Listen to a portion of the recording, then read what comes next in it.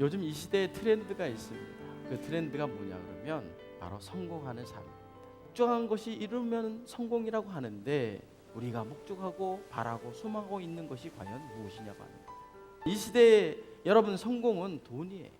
세상은 성공하는 삶을 위해서요, 여러분 DNA 즉 유전자가 좋아야 된다고 얘기합니다. 배경이 좋아야 된다고 얘기합니다. 가정 환경이 중요하다고 얘기해요. 오늘 본문에 보면 누가 나오냐면 요셉이 나와요.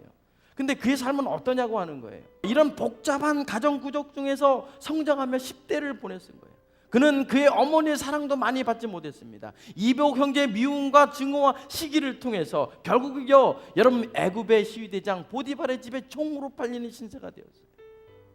요셉의 어린 시절은요, 부모가 키워준 시절이 아니라 스스로 살아야 했다는 거예요.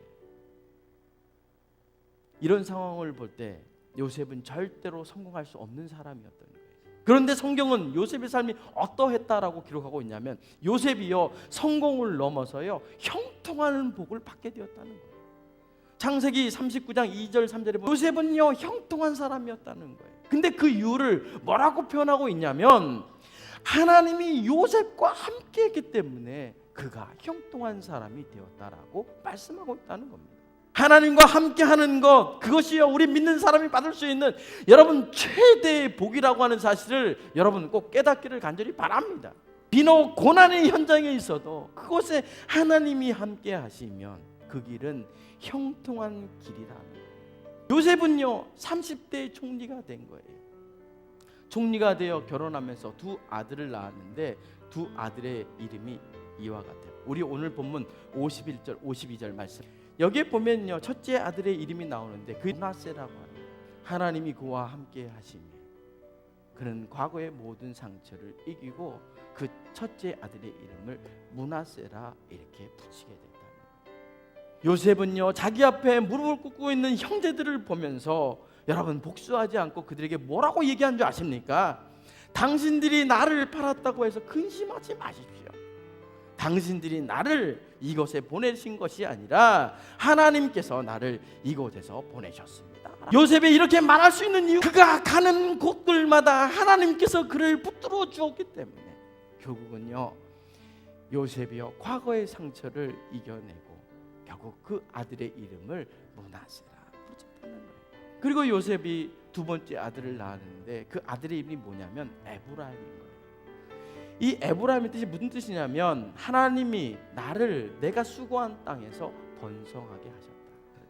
하나님께서 요셉을요 고난의 땅에서 구원하여 복된 땅으로 옮겼다 그렇게 말씀하고 있는 것이 아니라 그 고통의 땅에서 하나님께서 그를 번성케 하셨다는 겁니다. 이렇게 상처받은 인생의 중심에 누가 있냐고 하는 거예요. 우리의 인생의 중심의 축이 과연 누구냐고 하는 거예요. 그분이요 하나님이시기를 간절히 바랍니다. 그렇게 될 때 요셉이 자신의 과거의 상처를 잊어버리고 자신의 처한 고통의 땅에서 에브라임을 낳고 번성하는 축복을 받는 놀라운 기적의 역사가 있을 것이다. 사랑하는 성도 여러분, 요셉처럼 과거의 상처와 아픔이 있습니까? 저는 여러분에게 이렇게 축복하고 싶어요.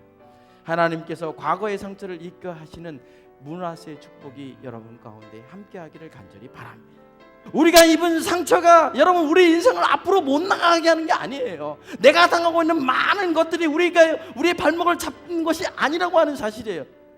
우리의 상처를 지탱하고 이기게 하는 인생의 축이 되시는 하나님이 우리 중심 가운데 계시면 하나님께서 여러분 우리의 상처를 능히 여러분 지탱하게 하시고 결국 이 상처를 낫게 하시고 우리 인생을 하나님이 원하는 곳으로 나아가게 한다는 사실을 여러분 깨닫기를 간절히 바랍니다.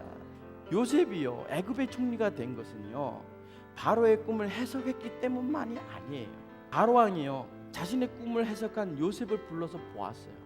요셉이요 하나님과 함께하는 사람이었다는 것이 보였다는 거예요.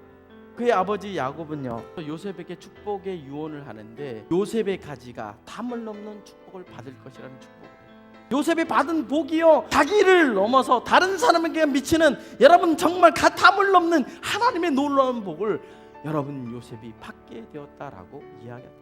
하나님이 요셉의 곁에 켜졌더니 그 있는 것만으로도 그의 가지가 여러분 자라서 담을 넘는 축복이 임하더라. 사랑하는 성도 여러분, 여러분은 어떤 복을 구하고 있습니까? 아직도 자신의 문제에서 해결되려고 기도하고 있습니다.